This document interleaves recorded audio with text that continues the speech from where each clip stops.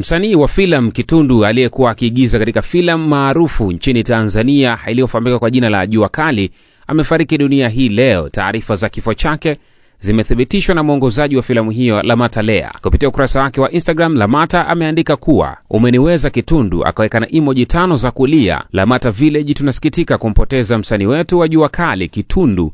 Akatagi pale akaunti ya Kitundu_Jua Kali. Leo hii jioni tulikupenda, lakini Mungu amekupenda zaidi. Na hii ni moja kati ya taarifa iliyosikitisha wasanii wengi kutoka nchini Tanzania, akiwepo Sophie Jua Kali. Nimeona komenti yake, ameandika Kitundu mdogo wangu umeniuma, pumzika kwa amani. Akaweka na emoji za kulia. Nifa, nimeona komenti yake, amesema inna lillahi wa inna ilaihi rajiun.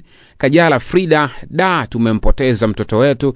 Joketi Mwegelo ameandika komenti yake, poleni sana. Jo Makini ameandika poleni sana. MC Mboneke ameandika Kitundu. Walpa Stylish au Jacqueline Walpa ameandika komenti yake, nimeumia sana. Ziza Maliki ameandika komenti yake, jamani James Turpa ameandika apumzike pema inshallah. Njonyigu, huyu dancer kutoka Tanzania, pia ameweka komenti yake akasema rest well champ. Filmon Agri TZ ameweka komenti yake akaandika Kitundu hata siamini. Cox Dawa Yao ameweka komenti yake akaandika na Doris pia ameandika komenti yake hapo, inna lillahi wa inna ilaihi rajiun, poleni sana. So hizi ni taarifa ambazo zimetufikia hivi punde. Tumekusogezea hapa mfuatiliaji na mtazamaji wa taarifa mbalimbali za Moni TV Online. Sisi kama timu nzima ya Moni TV Online pia tunatoa pole kwa timu nzima ya Jua Kali, kwa timu nzima ya Lamata Village, lakini pia tumuombe Mwenyezi Mungu aweze kumpokea katika mikono yake miwili.